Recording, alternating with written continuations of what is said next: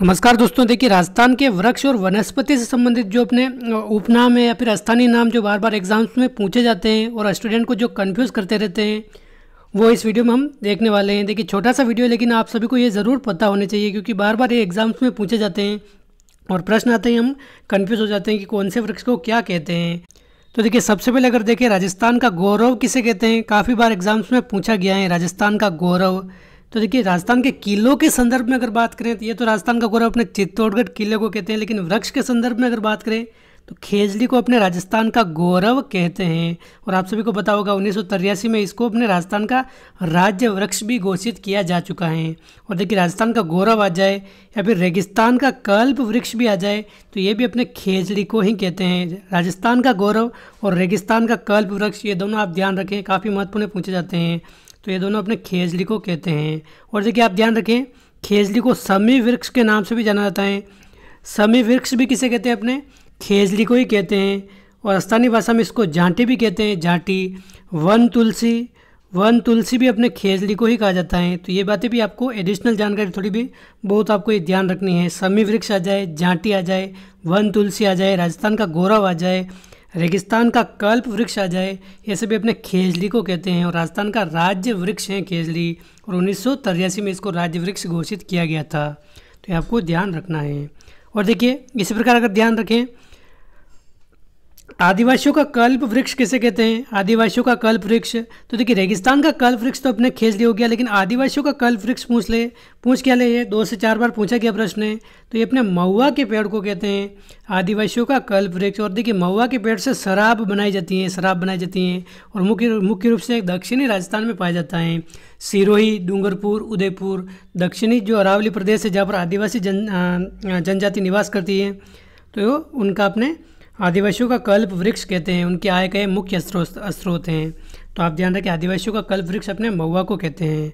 और देखिए इस प्रकार अगर देखें, रेगिस्तान का सागवान किसे कहते हैं, तो यहाँ पर खेजड़ी और रोहिड़ा में काफ़ी सारे कन्फ्यूज हो जाते हैं।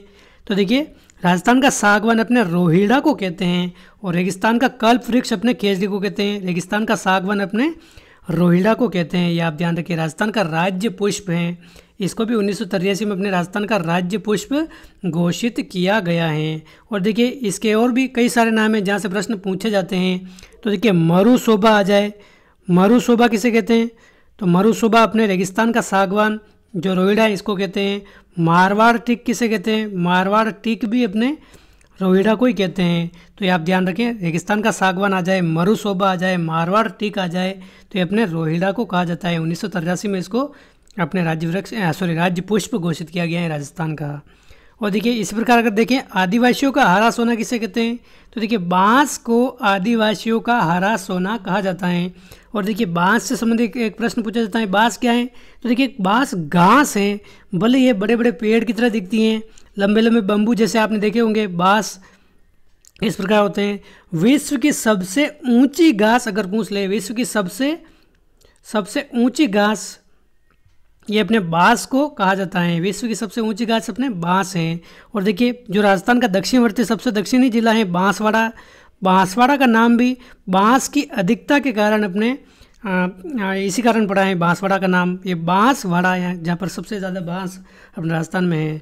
तो आप ध्यान रखें, आदिवासियों का हरा सोना अपने बांस को कहा जाता है। और देखिए जंगल की ज्वाला काफ़ी महत्वपूर्ण है, बार बार पूछा जाता है। अभी हाल ही वीडियो एग्जाम में पूछा गया और आरपीएससी के कई एग्जाम में पूछा गया है। जंगल की ज्वाला या फिर इंग्लिश में इसको बोल दे फ्लेम ऑफ द फॉरेस्ट, ये किसे कहा जाता है, अपने पलाश को कहा जाता है। जंगल की ज्वाला आ जाए, फ्लेम ऑफ द फॉरेस्ट आ जाए, अपने पलाश को कहा जाता है। और इसका वैज्ञानिक नाम भी आप ध्यान रखें, ये भी पूछा गया प्रश्न।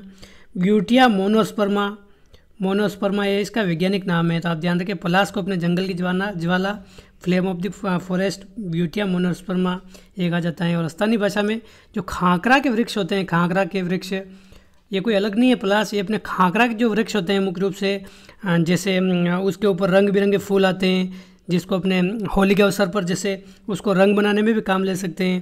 तो अपने ग्रामीण परिवेश में आपने देखा होगा, उसको अपने पलाश कहते हैं, जंगल की ज्वाला। और देखिए सेवन घास जो अपने मुख्य रूप से लाठी सीरीज क्षेत्र में पाई जाती हैं, जो अपने मोहनगढ़ से पोखरण क्षेत्र जैसलमेर में मुख्य रूप से विस्तृत हैं। इसको स्थानीय भाषा में लीलोण घास के नाम से भी जाना जाता है, लीलोण घास। तो आप ध्यान रखें, सेवन घास अपने लीलोण को कहते हैं। तो देखिए लीलोण को अपने सेवन घास, इसका नाम है लीलोण सेवन घास का, आप ध्यान रखें। और देखिए अपने स्वादिष्ट और एक तरह से पौष्टिक घास है अपने सेवन घास, ये आप ध्यान रखें, एक तरह से घास है ये। तो देखिए वापस रिवाइज कर लीजिए आप।